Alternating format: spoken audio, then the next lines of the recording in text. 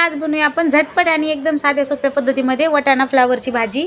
तर त्यासाठी सर्वात पहिले आपल्याला 1 चमचा तेल टाकायचं। कमी तेलामध्ये आज मी भाजी बनवून दाखवणार आहे तुम्हाला। तर कमी तेलात बनवलेली हेल्दीच भाजी असते। त्यानंतर इथे बघा कढीपत्त्याचे 4-5 पानं टाकलेत आणि 2 मोठे साईजचे कांदे होते, म्हणजे पाव किलोच्या हिशोबाने एवढा जास्त कांदा घेतला आहे। तर कांदा छान आपण सॉफ्ट करून घेऊया।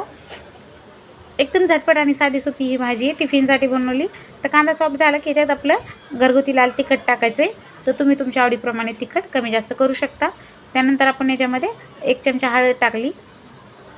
आज मी इथे ना टमाट्याचा वापर नाही केलेला। त्यानंतर इथे चवीप्रमाणे मीठ टाकायचं, थोडीशी कोथिंबीर टाकायची। टमाटर तुम्ही हवं तर टाकू शकता, पण मी आज स्किप केलं आहे। यात तुम्ही याच्यात 1 टमाटर टाकू शकता। मला आज नव्हतं टाकायचं, असं म्हणलं खूप छान लागते अशी पण भाजी बिगर टमाट्याची पण। त्यानंतर हे सगळे मसाले मिक्स करून घेतले। ते 1 वाटी आपल्याकडे फ्रेश वाटाणे येतं मस्त असे सोलून घेतलेले। त्यानंतर अर्धा किलो फ्लावर होता, पण साफ केल्याच्या नंतर तो 300 ग्रॅम एवढंच निघतो, जास्त नाही, त्याच्यापेक्षा कमी आता थोडासा जास्त होऊ शकतो। तर 200 ग्रॅम वजनात काढायच जातात। तर व्यवस्थित मिक्स करून घ्यायचं आहे। त्यानंतर आपण इथे बघा मॅगी मसाला थोडासा टाकला, तुम्ही हवं तर किचन किंग मसाला पण टाकू शकता याच्या जागेवर। व्यवस्थित मिक्स करून घेऊया आपण आणि झाकण ठेवून वाफेवर बनवायची।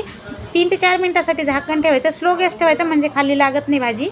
तर 3-4 मिनिटं झाली बघा आणि व्यवस्थित आपली ही फ्लावर वाटाण्याची भाजी तयार झाली। एकदम साधी सोपी पद्धत आहे। आवडली का तुम्हाला ही भाजी, माझी झटपट अशी रेसिपी?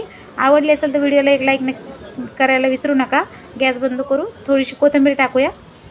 तर तयार झाली बघा आपली ही झटपट आणि टेस्टी अशी वाटाणा फ्लावर भाजी। धन्यवाद।